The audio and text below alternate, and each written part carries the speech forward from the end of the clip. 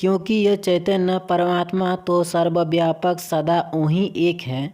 जीव के भीतर यह आत्मा कहलाता है और जगत के अंदर ईश्वर। परंतु ईश्वर और आत्मा की उपस्थिति ब्रह्मा के सच्चित आनंद परिणाम में कोई अंतर नहीं डालती, क्योंकि परम चैतन्य तो सदा सर्वत्र वही एक है। जैसे वायु सदा सर्वत्र है, वायु तथा श्वास में कोई अंतर नहीं। बाहर यह वायु है और जीव के अंदर श्वास। ईश्वर और आत्मा परम ब्रह्मा के निर्मल अमर अंश होने के कारण दोनों ही अकर्ता है। इनके संदिग्ध मात्र में ही यह शरीर और जगत चलता है। यह दोनों शक्तियाँ साक्षी रूप में जगत तथा शरीर के अंदर रहती है। यह परमात्मा का विधान है कि भगवान का निर्मल साक्षी स्वरूप ईश्वर और आत्मा की उपस्थिति मात्रा में ही प्रकृति जगत और शरीर को स्वयं चलाती है। यह प्रकृति की ईश्वर और आत्मा से भिन्न भगवान ही शक्ति है।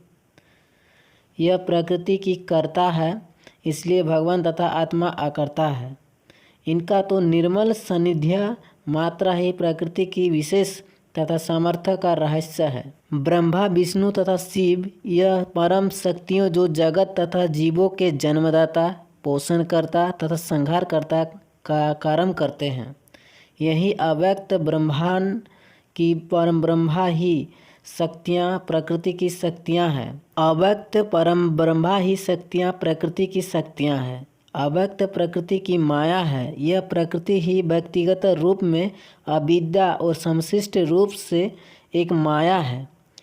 इसके कारण प्रकरण, बुद्धि, मन, इंद्रियां है जो मनुष्य को परम ज्ञान प्रभु प्राप्ति से अंधेरे में रखती है। वास्तव में इस प्रकृति की शक्ति अति सशक्त तथा प्रबल है।